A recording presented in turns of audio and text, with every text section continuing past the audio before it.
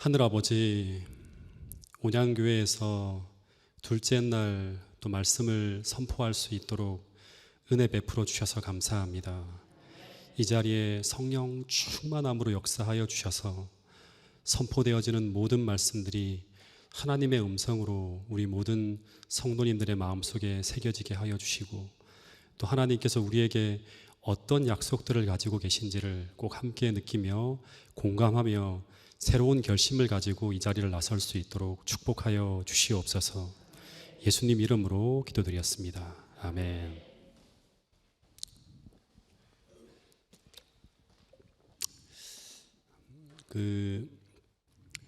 복음이라고 하는 것은 이제 복된 소식인데요.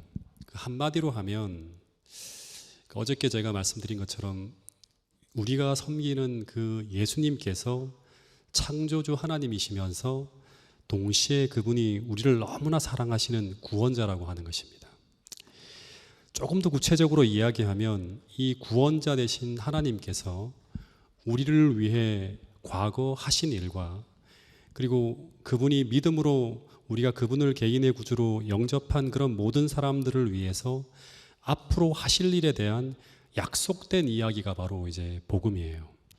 근데 그 약속 중에 하나가 무엇인가 하면 바로 우리 인생을 재창조하신다고 하는 거예요. 근데 이것이 얼마나 복된 소식인가 하면 제가 모 방송사의 이제 아침 프로 중에서 출발 새 아침이라고 하는 프로가 있었는데, 어느 날 이 프로를 진행하는 아나운서가 가구에 대한 이야기를 하던 중에 실수를 해서 가구를 고쳐드립니다라고 이렇게 이제 해야 되는 것을 과거를 고쳐드립니다라는 그런 이야기를 합니다. 그래서 옆에 있는 파트너가 방송 사고가 난 거거든요. 그래서 임기응변식으로 과거도 고쳐주는 그런 데가 있으면 얼마나 좋겠습니까? 라면서 이야기를 하면서 한바탕 웃어 넘기게 됩니다. 근데 여러분, 과거를 고칠 수 있는 병원이 있다면 아마 수많은 사람들이 몰릴 것이라는 그런 생각이 듭니다. 왜냐하면 우리는 모두 아쉬운 과거가 모든 사람들에게 있기 때문입니다. 그래서 많은 사람들이 하는 이야기가 뭔가 하면 과거를 지우고 싶다거나, 혹은 과거와 다른 오늘을 살고 싶다거나, 혹은 오늘과 다른 내일을 살고 싶다고 하는 그런 이야기를 수도 없이 합니다. 즉 인생의 변화를 갈망한다고 하는 것이죠. 근데 수많은 사람들이 과거와 다른 인생을 살아가고자 하는 소망은 있지만, 그러나 실제 대부분은 그들이 소망하는 그 다른 인생을 살아가는데 실패한다고 하는 것입니다. 그래서 교도소에서 수많은 범죄자들이 이제 교정교육을 받고 나오거든요. 근데 대부분은 어떻게 하죠? 또다시 교도소로 들어갑니다. 그 전과가 1범, 2범, 3범, 심지어 11범 하면서 그 숫자가 늘어나는 인생을 평생 살다가 삶을 마치기도 한다고 하는 것입니다. 근데 그들이 다른 인생을 살고 싶어 하지 않아서 그럴까요? 그렇지 않고 대부분의 사람들은 우리 마음 깊은 심연에는 어떤 갈망이 있는가 하면 진짜 선하게 살고 싶고 진실하게 살고 싶고 복된 인생을 살고 싶어 하는 그런 마음들이 대부분의 마음속에 있어요. 심지어 과거를 후회하는 어떤 분들은 어떤 말을 하는가 하면, 내가 과거의 그 실패한 지점으로 다시 돌아간다 그러면 절대로 다시는 그렇게 살지 않겠다고 하는 그런 말을 하는 사람도 있어요. 근데 과연 그분들이 그런 소망처럼 인생의 그 과거 지점으로 다시 돌아간다고 하면 다른 선택을 하면서 다르게 살아갈까요? 제 생각에는 대부분의 사람들은 실제로 다시금 그 지점으로 돌아간다 하더라도 우리는 과거와 별반 다름없이 똑같은 인생을 살게 될 것이라고 하는 것이 제 생각입니다. 왜냐하면 우리가 아무리 그런 소망을 가지고 살아간다 하더라도 우리는 우리의 소망대로가 아닌 우리의 성품대로 살아가게 되기 때문이라고 하는 것입니다. 성경은 말하기를 과거와 다른 오늘을 살기 위해서는 우리는 과거와 다른 환경이 아니라 과거와 다른 성품이 내 안에 들어와야지만 우리 인생이 달라지게 된다고 성경은 이야기하고 있는 것입니다. 그런데 그 성품이라고 하는 것은 무엇인가 하면, 좋은 성품이라고 하는 것은 우리로 건강하고 진실한 삶을 살아가도록 우리 삶을 이끄는 건강하고 단단하고 진실한 마음을 소유하고 있는 상태를 말하는 것입니다. 그 차에서 그 차의 움직임의 전체를 컨트롤하는 것이 있는데, 그 차의 운전석에 위치한 핸들이에요. 자동차는 이 핸들의 변화에 따라서 자동차 전체가 변화하면서 움직이게 됩니다.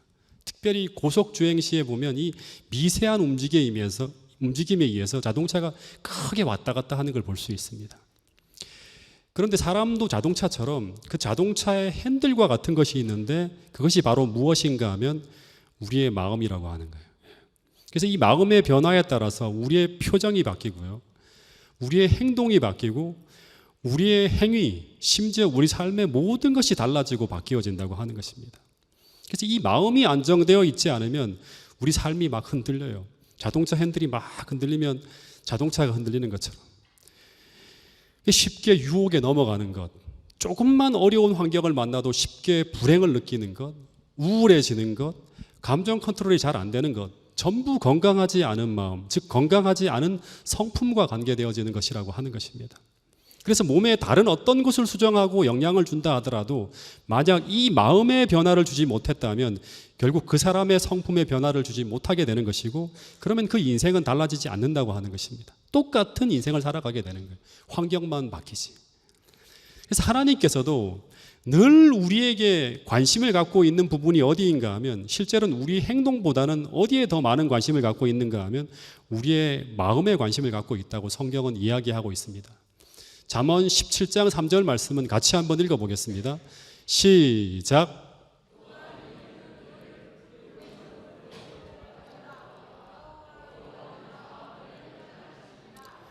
하나님은 우리의 마음을 끝없이 건강하고 단단하고 하나님이 원하시는 그 뜻을 향해서 견고하게 살아갈 수 있는 그런 마음으로 우리가 변화되기 위해서 끝없이 하나님은 우리의 마음을 연단하신다고 하는 거예요.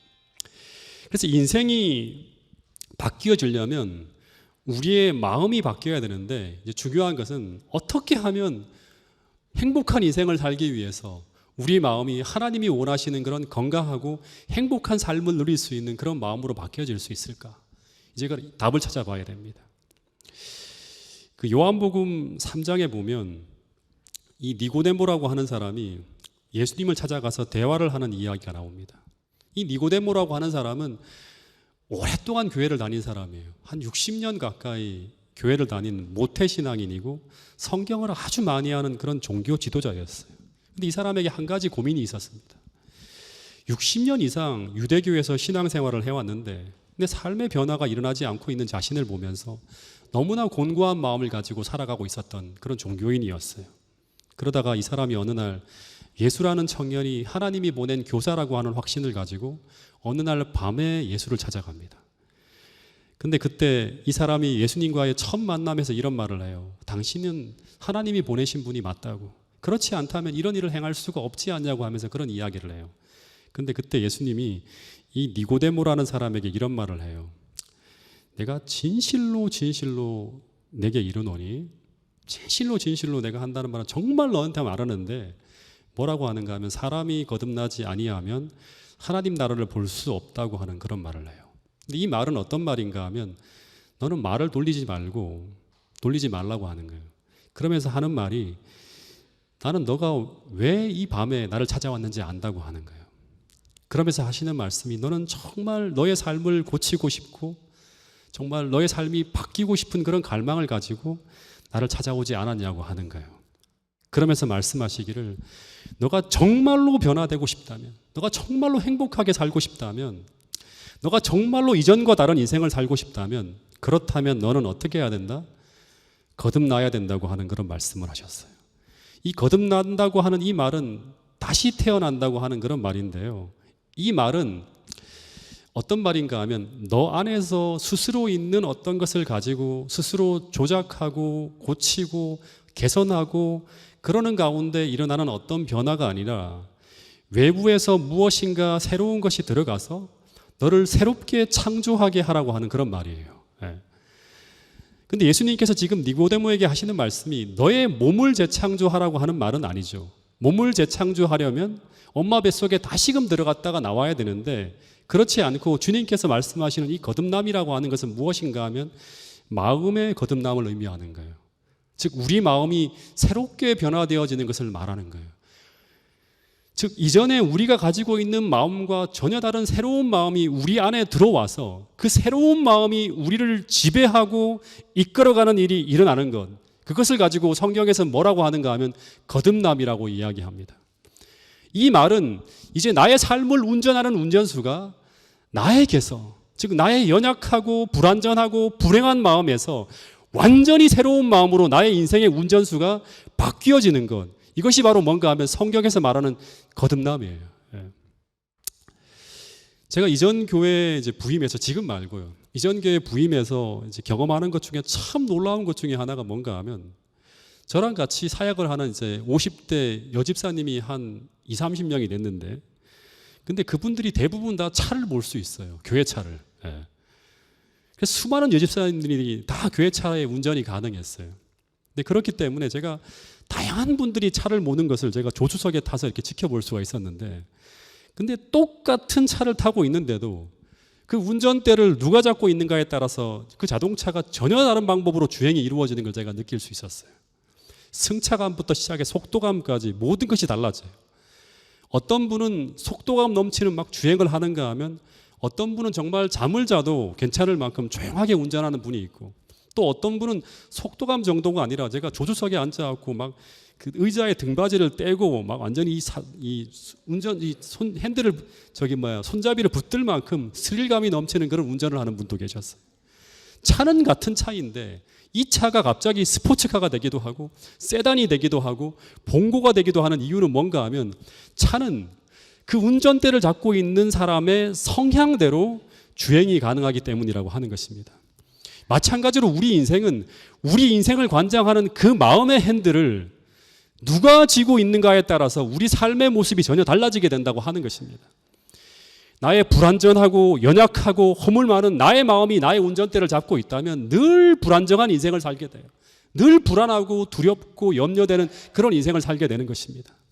그러나 나의 삶의 운전대를 내가 아닌 완전한 그분, 가장 안정적이고 가장 평화롭고 가장 행복하고 가장 의미 있게 나의 삶을 운전할 수 있는 그분에게로 나의 삶의 운전대를 넘겨줄 수만 있다면, 그러면 우리는 그분이 이끌어 가시는 가장 행복한 삶을 살아갈 수 있다고 하는 것이 바로 뭔가 하면 성경에서 말하는 복음이라고 하는 것입니다. 그 인생이 얼마나 행복하고 얼마나 평안하고 얼마나 기쁜지를 꼭 경험해서 알 수 있게 되기를 원한다고 하는 그런 소망을 가지고 성경의 수많은 기자들이 자기 삶의 이야기를 성경에 기록해 나왔다고 하는 것입니다. 여러분, 이 복된 소식이, 이 복음이 온양교회에 앉아있는 모든 분들의 삶 속에서 이루어지게 되기를 간절히 바라겠습니다. 이 삶의 운전대를 주님께 넘겨주는 것, 그것을 가지고 우리는 거듭났다고 하고 다시 태어났다고 하는 것입니다. 이것을 또 다른 말로 하면 내 인생의 주인이, 내 마음의 주인이 내가 아니라 누가 되었다? 하나님이 되었다고 하는 거예요. 그래서 예수 그리스도가 구주가 되었다고 그렇게 이야기하는 것입니다. 그러면 또 하나 중요한 게 뭔가 하면, 이 나의 삶의 운전대를 어떻게 우리가 예수님에게로 넘겨줄 수 있을까? 어떻게 예수님께서 나의 삶을 운전하게 할 수 있을까? 어떻게 하면 주님께서 나의 삶을 새롭게 재창조하시는 그 역사를 시작할 수 있을까 하는 거예요. 마찬가지로 이 니고데모도 그 방법을 몰라서 예수님께 물었어요.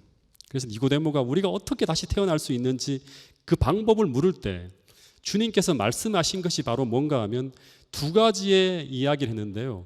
물과 성령으로 거듭나라고 말씀했어요. 이 말씀을 같이 한번 읽어보겠습니다. 요한복음 3장 5절 말씀이에요. 시작.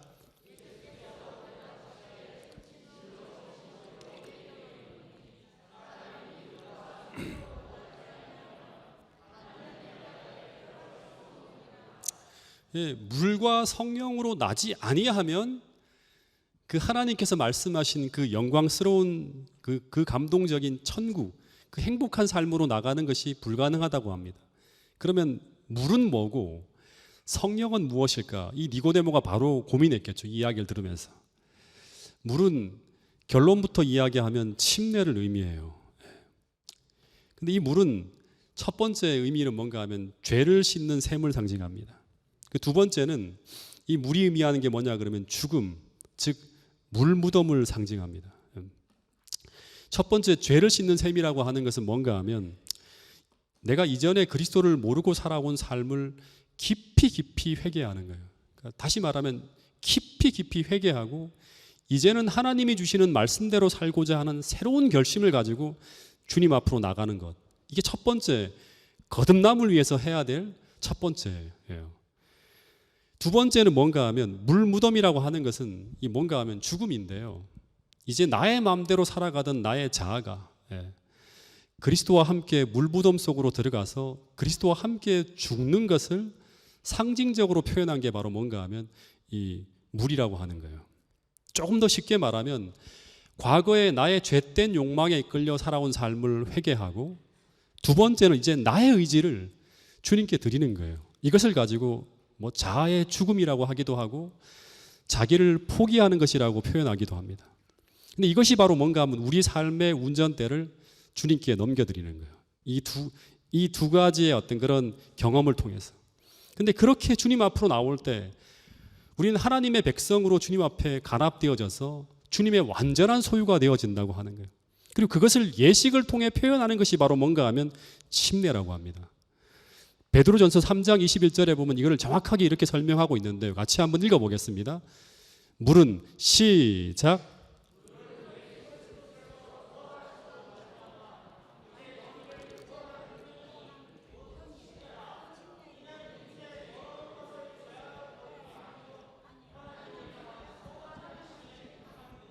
예, 물은 예수 그리스도께서 부활하심으로 말미암아 이제 너희를 구원하는 편이 곧 침례라 합니다.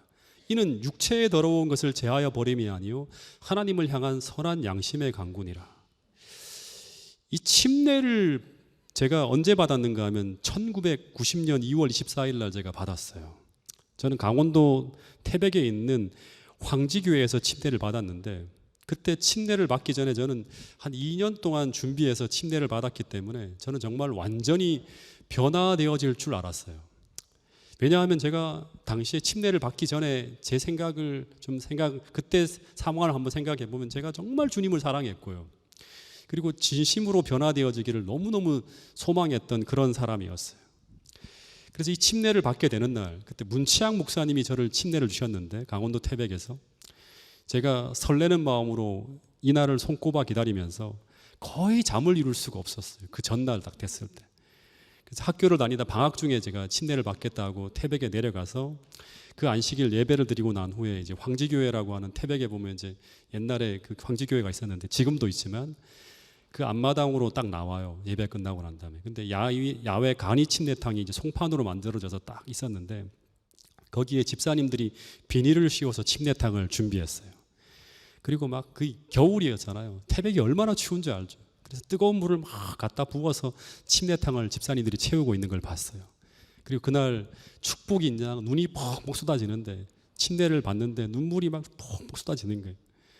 그리고 침례를 받고 난 후에 너무나 기뻤어요.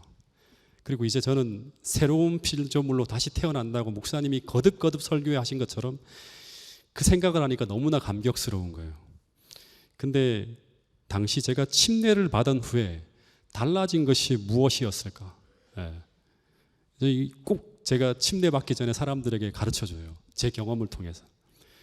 저는 침례 받기 전에 제가 모태신앙이 아니기 때문에 끊지 못하고 있는 악습들이 정말 많았어요. 그중 하나가 뭔가 하면 제가 팝송을 좋아하는 정도가 아니라 너무나 좋아했어요. 당시 제가 듣던 그 팝송의 가사가 건전하지 못하다는 것을 저는 알고 있었지만 안 들으려고 하지만 쉽게 끊어지지가 않는 거예요. 특히 고등학교 때부터 제가 거의 이어폰을 항상 귀에 꽂고 공부도 하고 학교 갈 때도 그 꽂고 다니고, 그 다음에 뭐 자기 전에도 항상 이 귀에다가 이제 이 팝송을 듣는 것을 즐겨 들었기 때문에 거의 뭐 제가 좋아하는 옛날에 유명한 팝 가수의 그 팝송곡은 수백 번도 더 들은 것처럼 그런 기억이 날 정도로 그렇게 좋아했어요. 근데 침례를 받고 난 후에 이 팝송의 가사들이 제가 알고 있거든요. 건전하지 못하다는 것 때문에 다 포기하기로 결심하고 침례 받기 전에 제가 그 카세트 테이프를 한 거의 수백 장을 가지고 있었는데 그 전부를 다 갖다 버렸어요. 근데 놀라운 것은 침례를 받고 난 후에도 저는 여전히 그 음악을 그리워한다고 하는 거예요.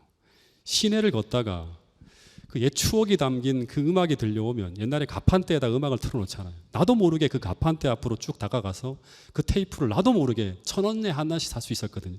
하나 둘 계속 구입하고 있는 거예요. 그리고 또다시 또 버려요. 들으면서. 수도 없이 반복하는 거예요. 사고 버리고. 왜냐하면 이 욕망이 사라지지 않았기 때문인 거예요. 의심이 드는 거예요. 내가 침례를 받았는데 왜 이런 마음이 남아있는 것일까? 그리고 또 제가 정말 좋아했던 음식들이 있어요. 침례 받기 전에 제가 다 정리했거든요. 근데 그 욕망이 여전히 사라지지 않고 있는 거예요. 기차를 타고 갈 때마다 부모님이 매번 사주셨던 것 중에 하나가 뭔가 하면 이 전기 오징어 구이가 있는 거예요. 매번 그 사람이 지나가기만 하면 침이 꼴깍꼴깍 넘어가고 주머니에서 돈을 따가 집어넣었다 계속 그러는 유혹이 되는 거예요. 예. 그리고 제가 정말 좋아했던 것은 이 돼지고기 삼겹살을 이 태백의 광부분들이 대부분 다 이 진폐증 때문에 그 돼지고기에 있는 그 기름이 이 진폐를 이게 돌멩이를 빼낸다는 그런 어떤 속설을 가지고 수도 없이 그 돌판구이를 많이 드셨어요. 그때마다 옆에서 같이 있으면서 그걸 먹었던 기억이 나요. 근데 그것을 끊기는 끊었는데 여전히 제 마음속에 욕망은 사라지지 않고 있는 거예요. 그러면 변한 것이 무엇인가? 욕망은 그대로 있는데 그냥 참는 것이 변화된 것인가? 이게 무슨 재창조되는 것인가? 이런 생각이 드는 거예요. 여러분, 침례를 받으면 변하는 게 무엇인가요? 나의 육체적 본능은 아직 그대로인데 침례 받은 후에 변하는 것이 무엇일까요? 변하는 것은 단 하나가 바뀌게 된다고 합니다.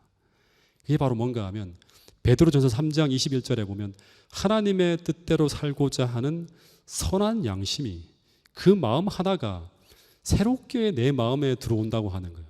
여러분, 이게 수도 없이 여러 성경절을 통해 반복되어지고 있는 걸 보게 돼요.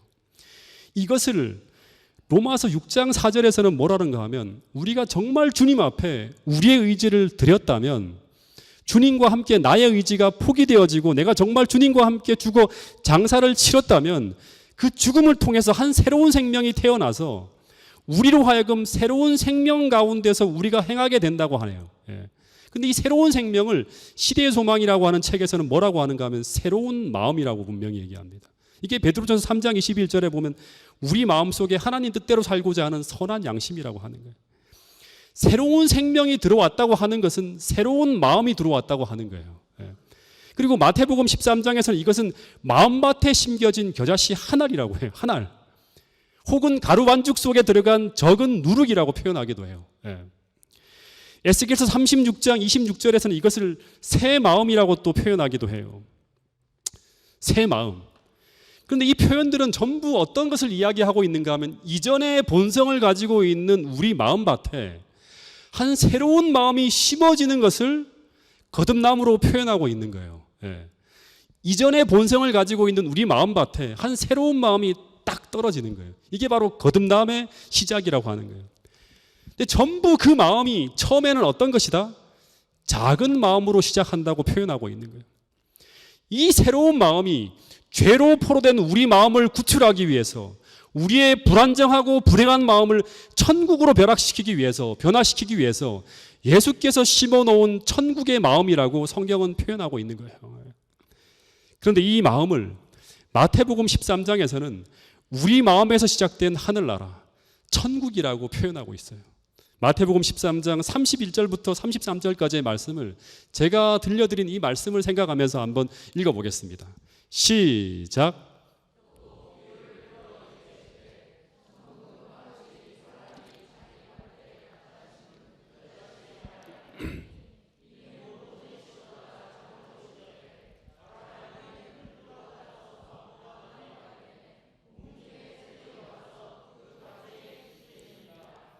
또 비유로 말씀하시되 천국은 마치 여자가 가루 서말 속에 갖다 넣어 전부 부풀게 한 누룩과 같으니라. 천국은 마치예요. 천국은 마치 자기 밭에 갖다 심은 겨자씨 한 알 같으니 이는 모든 씨보다 어떤 것이다? 아주 작은 것이라고 하는 거예요. 근데 나중에 어떻게 된다? 엄청나게 거대한 나무가 된다고 하는 거예요. 본문을 보면 이 마음은 겨자씨처럼 처음에는 너무나 작은 것이에요. 근데 이것이 심어지기만 하면, 생명의 싹을 틔우기만 하면 겨자나무처럼 거대하게 성장해 나간다고 하는 것입니다. 누룩처럼 번져간다고 하는 것입니다. 근데 이 새로운 마음이 내 마음에 심겨지고 자라가고 번져가는 것을 경험하는 것, 이것을 우리가 이 땅에서 경험하는 뭐다? 천국이라고 하는 거예요. 은혜의 왕국이라고 하는 것입니다. 이것을 품성의 변화라고 하는 거예요. 그러니까 품성의 변화는 우리 마음에 천국이 임하였다고 하는 것을 증명하는 거예요. 근데 이 왕국을 이 땅에서 경험한 사람이 저 영원한 하늘나라에 살 수 있다고 하는 거예요. 이 경험이라고 하는 것이 무엇일까? 구체적으로 우리가 알아야 되는데요. 제가 대학교 1학년 겨울방학 때 침례를 받고요. 그 3월에 개강을 해서 학교에 갔어요. 근데 당시 제가 그 서울 지하철에 1990년대 서울의 지하철역에 보면 엄청나게 많은 사람들이 국어를 하고 다녔어요. 음악을 틀어놓고 지하철역에서 국어를 하시는 분도 있고 지하철 보도 앞에서 국어를 하는 사람도 있고 하여튼 지나가는 분들이 수시로 이제 국어를 해요. 근데 저는 그런 분들을 볼 때마다 완전히 얼굴을 탁탁 피하고요. 전혀 한 푼도 안 주려고 했어요. 왜냐하면 동정심이 전혀 일어나지 않는 거예요. 왜냐하면 너무나 게을르게 보였고 사람들이, 그리고 저런 사람들을 구제하면 안 된다고 하는 그런 생각이 들었고, 제가 또 막내라고 하다 보니까 사랑을 주는 거를 잘 받는 것만 알지 잘 하지 못했어요. 언제나 얼굴을 찌푸렸어요. 근데 제가 1990년 2월에 침례를 받고 3월에 이제 학교를 가는데 지하철역에서 어떤 분이 바구니를 놓고 국어를 하는 게 딱 보이는 거예요. 근데 그 옆을 지나가는데 보통 때 같으면 수도 없이 보는 분이고 전혀 관심도 없어야 하는 그런 분들을 보는데 이상하게 갑자기 그분이 가엾게 보이는 거예요. 그러면서 갑자기 머릿속에 떠오르는 생각이 뭔가 하면 첫 번째 떠오르는 생각이 지금도 생생한데요. 나는 침례를 받았다고 하는 생각이 딱 떠오르는 거예요. 넌 하나님의 백성이라고 고백하지 않았냐. 또 하나 스치는 생각이 뭐냐 그러면, 그런데 너는 저분이 불쌍하게 보이지 않니 하는 거예요. 근데 그전에는 전혀 떠오르지 않은 생각이 스쳐 지나가는 거예요. 이게 말로 하는 게 아니라, 이렇게 말이 들린 게 아니라 그런 생각이 떠오르는 거예요. 근데 그 생각을 무시하고 지나치려고 하는데 이상하게 마음이 불편한 거예요. 양심이 이렇게 작동을 하는 거예요. 하나님의 뜻대로 살고자 하는 그런 마음이 내 마음의 양심으로, 선한 양심이 마음속에 작동을 하는 거예요. 양심에 걸리는 거예요. 그 당시 제 주머니에 지폐를 만지작 해보니까 제가 점심을 먹을 비용과 혹여 저녁 때까지 있으면 저녁 사 먹을 비용, 돌아올 때까지 교통비가 딱 맞게 들어있었어요. 대략 8,000원 남짓한 돈이 제 주머니에서 이렇게 만져지는 거예요. 1,000원짜리로. 혹시나 점심을 조금 싼 것을 먹고 조금 남으면 제가 학교에서 수업 공강 때마다 재미로 이제 친구들하고 같이 어디로 가는가 하면 차 한 잔 마시거나 아니면 전자오락실에 가서 오락을 하고 했어요, 제가. 예. 근데 이상하게 그날은 평소에 전혀 안 하던 짓인데 그 귀한 돈을 그 구걸하시는 분에게 드리려고 하는 거예요. 근데 그 돈을 드리면 저는 드리는 만큼 즐거움을 잃어버리고 드리는 만큼 불편함과 어려움을 겪게 돼요. 감수해야 돼요. 근데 이상하게 그분을 도와주고 싶은 생각이 드는 거예요. 그런데 그 새로운 마음을 무시하지 않고 그 새 마음을 쫓아 행할 때, 이 로마서 8장에 나오는 거예요. 예. 그 새 마음을 쫓아 행할 때, 순종할 때 어떤 일이 벌어지는가 하면 생애 최초로라고 말할 수 있을 거예요. 이런 기쁨이 드는 거예요. 바로 이것이 원래 인간이 누려야 할 행복인가 하는 생각이 드는 거예요. 이것이 인간이 잃어버린 사람이 사는 행복인가 하는 생각이 드는 거예요. 나는 지금까지 항상 나만을 위해 살아왔는데, 근데 제가 그분의 손을 잡고 돈을 쥐어드렸는데, 그리고 그분에게 하나님을 꼭 믿으세요라는 전도도 하고 술 드시지 마세요라고 하는 말도 드리고 하나님이 드리라 해서 드리는 것입니다라고 하는 그런 이야기를 하며 제가 돌아오는데요. 근데 이렇게 하면 원래는 제가 더 좋은 점심을 사 먹지 못하고 그렇기 때문에 아까워서 괴로워하고 슬퍼해야 되는데 이상하게 너무나 행복한 거예요. 예. 고재훈이라고 하는 사람은 원래 이런 사람이 아닌데 내가 이런 행동을 하네? 너무나 행복한 거예요. 그리고 하늘을 쳐다보는데 눈물이 픽 도는 거예요. 갑자기. 예. 그리고 이게 뭐랄까? 이게 뭘까? 이게 바로 내 마음에 임한 은혜의 천국이 아닐까 하는 생각이 들었어요. 그럼 제가 무엇을 경험했는가 하면 내 마음에 불어오는 바람을 경험했어요. 이 바람이 바로 요한복음 3장 8절에서 이야기하는 바로 성령의 바람이라고 하는 거예요. 다 같이 읽어보겠습니다. 요한복음 3장 8절 말씀이에요. 시작.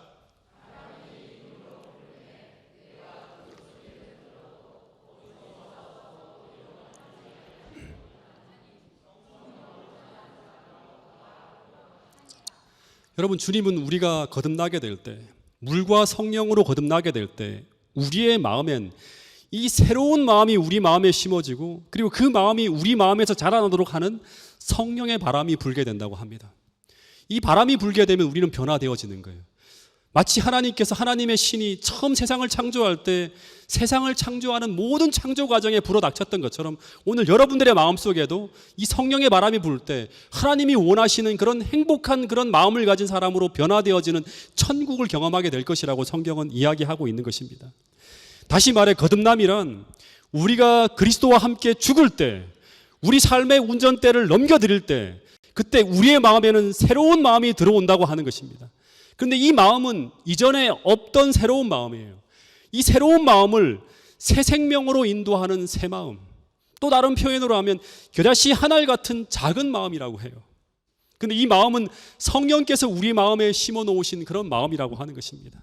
그런데 우리가 이 마음을 쫓아 행할 때, 즉 이 선한 양심이 우리 마음 속에서 계속 우리를 이끌어 갈 때, 그 성령의 반응에서 이 성령을 쫓아 행할 때마다 이 성령의 바람은 계속 우리의 마음을 더욱 크게 변화시켜 나간다고 하는 것입니다. 어떻게 변화시켜 나가는가? 이제 더 이상 내가 아니라, 내 마음대로가 아니라 오직 그리스도가 주인 되어지는 그런 성품으로, 그런 품성으로 그리스도의 마음을 품은 자로 끊임없이 변화시켜 나간다고 하는 것입니다. 더 밝고 더 건강하고 더 선하고 이 하늘이 주는 기쁨과 행복으로 충만한 그런 행복한 마음으로 우리의 마음을 변화시켜 나간다고 하는 것입니다. 근데 여러분, 이 이야기가 여기서만 나오는 이야기가 아니에요. 이 이야기가 인간이 처음 죄를 지었을 때 예수님께서 아담과 하와에게 선포하신 그 최초의 복음 속에 담겨 있었던 복음의 핵심 이야기 중에 하나가 바로 뭔가 하면 이 이야기예요. 창세기 3장에 보면 아담과 하와가 사단의 꼬임에 넘어가서 이 죄에 정복되어졌을 때 에덴은 지옥으로 변해버립니다. 그 기쁨의 동산인 에덴이 지옥으로 변해버린 이유가 뭔가 하면 그 환경이 갑자기 죄로 말미암아 파괴되어졌기 때문이 아니에요. 환경은 여전히 천국인데 그들은 죄로 말미암아 하나님께서 넣어준 그 사랑의 성품을 잃어버림으로 말미암아 너무나 이기적인 마음으로 변해버려서 지옥이 된 거예요. 그런데 그런 그들을 하나님께서 구하기 위해 내려오셔서 그들에게 복음을 제시하셨는데 그 복음이 바로 뭔가 하면 창세기 3장 15절에 나오는 최초의 복음이에요. 그런데 이 복음의 핵심은 바로 무엇인가 하면 그들이 하나님의 복음을 받아들이기로 결심했을 때 하나님께서는 하나님의 아들을 보내주사 그들의 죄를 사해 주실 뿐만 아니라 또 하나는 그들의 마음에 한 가지 새로운 마음을 넣어주기로 약속했어요. 근데 그것이 바로 뭔가 하면 이 뱀과, 다시 말하면 사단과 원수가 되어지는 마음이에요. 즉 사단의 유혹을 저항하지 못하고 따라갈 수밖에 없는 그 죄로 이끌어지는 그 욕망에 이제 죄를 증오하고 미워하는 한 새로운 마음을 넣어주시겠다고 약속하신 거예요. 즉 죄와 투쟁하고 거부할 수 있는 새로운 마음을 넣어주시겠다고 약속하신 거예요. 근데 이 마음 하나가 우리 마음에 들어오면 어떤 일이 벌어지는가 하면 이 죄된 욕망과의 투쟁이 벌어지는 거예요. 갈등이 일어나는 거예요. 그게 바로 로마서 7장에서 말하는 거듭난 자의 마음 속에 항상 이 두 가지의 마음이 계속 투쟁하는 갈등이 벌어지고 있다고 이야기하는 사도 바울의 이야기예요. 이게 바로 창세기 3장 15절에 복음이 들어온 사람들의 마음에서 벌어지는 경험이에요. 근데 이 마음 하나가 처음에는 겨자씨처럼 아주 작고 미미한 마음이지만 이것이 오늘 우리 마음속에 소멸되어지지 않고 살아남을 수만 있다면, 즉 죽지 않고 자라날 수만 있다면 어떻게 변화되어지는가 하면 우리 마음 전부를 지배할 만큼 거목으로 자라난다고 하는 것입니다. 누룩처럼 우리 마음 전부를 뒤덮는 마음으로 커지게 된다고 하는 것입니다. 이 약속의 말씀을 증명하는 사람들이 누구인가 하면 바로 성경에 나온 수많은 인물들의 이야기예요. 기생 라합이 메시아의 조상으로 변화되어지고 7 귀신 들렸던 막달라 마리아가 가장 진실하고 선한 예수님의 제자로 변화되어지는가? 이기적인 삭개오가 이타적인 그리스도의 제자로 변화되어지는가? 거칠고 우레의 자식 같은 요한과 야고보가 사랑의 사도로 변화되어지는가? 여러분, 이런 모든 이야기들이 이 복음 이야기가 진실함을 증명하는 성경의 이야기라고 하는 것입니다. 여러분, 그런데 이런 인물들이 오늘 우리가 될 수 있다고 성경은, 또 예수님은 오늘 우리에게 말씀하고 있다고 하는 것입니다. 여러분, 하나님은 우리 모두를 그런 사람으로 변화시키고자 오늘 우리 모두를 부르고 있다고 하는 사실을 우리 모두가 꼭 기억할 수 있게 되기를 간절히 바라겠습니다. 그 부르심에 우리 모두가 마음을 열고 그분께 우리 마음을 하나님께 온전히 드릴 수 있는 그런 분들이 온양교회 모든 성도들이 될 수 있기를 간절히 바라겠습니다. 마지막으로 이 예화 하나를 좀 소개해드리고 오늘 말씀을 좀 줄이도록 하겠습니다. 여러분 많은 분들이 아마 이 책을 읽었을 거예요. 이 갈매기 꿈이라고 하는 책을 쓴 이제 리처드 바크라고 하는 사람이 날개의 선물이라고 하는 그런 책을 썼는데, 이 책에 보면 인간이 성취를 향해 전진하는 과정을 이제 뭐에 비유했는가 하면 수영장의 다이빙 때를 예로 들어서 설명을 했어요. 근데 보통 이제 이 다이빙 때에 처음으로 도전하는 사람은 대개 이런 과정을 밟는다고 해요. 처음 며칠 동안은 어떻게 하는가 하면 그 높은 다이빙 대를 쳐다보기만 한대요. 소망만 하는 거예요. 아, 저기서 한번 뛰내려 봤으면 하는 소망만 한다는 거예요. 근데 그 다음에는 어떻게 하는가 하면 그 계단을 조심스럽게 올라간대요. 예. 약간 도전하려고 시도하기도 하는 거예요. 그러다 또 내려온대요. 무서워서. 올라가다가 내려오고 올라가다가 내려오고. 그래서 세 번째 단계는 뭔가 하면 도전만 하는 것이 아니라 그 높은 다이빙대에 이제 탁 올라선다고 합니다. 예. 그러다 이 사람이 이제 마지막으로 여기서 주저하고 돌아오고 하다가 마지막 단계는 뭔가 하면 이제 몸의 체중을 앞으로 기울여서 뛰어드는 거예요. 예. 근데 그때 이 리처드 바커는 뭐라고 하는가 하면 이때 비로소 이 인생이라 불리는 다이빙대가 그 사람의 생애에서 정복되어지게 된다고 하는 그런 이야기를 해요. 왜냐하면 이렇게 한 번만 이 두려움의 다이빙대를 정복한 사람은 그 후에는 더 높은 다이빙대로 올라가서 다이빙하는 것을 두려워하지 않게 되고 심지어 하루 종일 다이빙하는 것을 즐기며 그렇게 반복하며 살아갈 수 있게 된다고 하는 것입니다. 그러면서 이 리처드 바크가 어떤 말을 하는가 하면 마지막에 이런 글을 적어 놓았어요. 1000번을 올라가고 1000번을 뛰어내리고 그러면서 그 다이빙 속에서 두려움은 사라지고 그러면서 비로소 내가 인간이 된다. 이런 기술을 했어요. 근데 저는 이 책을 읽으면서 이 신앙의 원리도 이런 유사한 과정을 거치면서 이루어진다고 하는 생각을 하게 되었습니다. 처음에는 이 신앙의 다이빙대에서 그냥 머릿속으로만 경험하고 상상만 해요. 그것을 계속 반복하면서 그치는 거예요. 근데 여기서 그치는 사람은 하나님을 경험할 수가 없어요. 소망만 하다가 실제로 행하지 않으면 그냥 이 하나님이 말씀하시는 약속이 무엇인지를 경험할 수가 없어요. 그러다가 머릿속으로 상상만 하는 것이 아니라 이제 신앙의 다이빙대로 올라가는 단계까지 나가요. 근데 여기서 멈추어서 돌아가면 똑같이 하나님을 경험할 수가 없어요. 그러다 마침내 실제 그 아래로 뛰어들게 될 때 드디어 이제 하나님을 경험하며 그 실제하는 은혜의 왕국 속으로 들어가서 그 왕국을 경험하는 사람이 되는 거예요. 이게 바로 진짜 그리스도인이에요. 이 사람들이 바로 처음 교회가 세워질 때 초기 교회 성도들이라고 하는 것입니다. 여러분, 하나님은 이 시간 우리 모두가 하나님께서 말씀하시는 그 영적 모험의 세계 속으로 우리 자신을 던지는 축복의 결심을 우리 모두가 할 수 있게 되기를 간절히 바란다고 하는 사실을 잊지 않게 되기를 간절히 바라겠습니다. 그래서 하나님께서 우리가 천국의 품성으로 재창조하시는 그 놀라운 축복을 경험할 수 있게 되기를 간절히 바라신다고 오늘 저를 통해서 우리 모두에게 말씀하고 있습니다. 이 자리에 참석한 모든 사람들의 심령 속에 하나님께서 제한 없이 축복을 부어주셔서 그 축복의 삶이 무엇인지를 경험하고 누리는 그런 성도들이 모여 있는 곳이 온양교회의 모든 성도들이 될 수 있기를 간절히 바라면서 둘째 날의 말씀을 줄이도록 하겠습니다.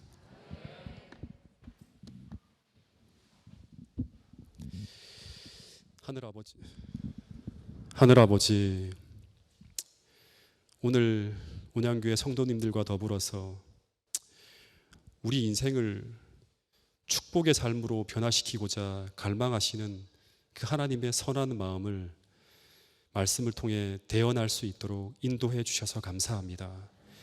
이 자리에 참석한 우리 모두의 마음속에 그 실제하는 은혜의 왕국이 어떻게 경험되어질 수 있는지를 주님, 우리 모두가 꼭 느끼고 깨닫고 돌아갈 수 있도록 도와주시옵고, 그 모든 이야기들을 마음속에만 담고 살아가는 것이 아니라 실제 우리 삶의 운전대를 온전히 주님께 넘겨드리는 그 굴복과 하나님께 온전히 양도하는 그런 선택을 꼭 함으로 말미암아 우리 삶 속에 그 하나님께서 부어주시는 축복의 삶이 이루어지는 것을 경험할 수 있는 모든 온양교회 성도님들이 될 수 있도록 도와주시옵소서.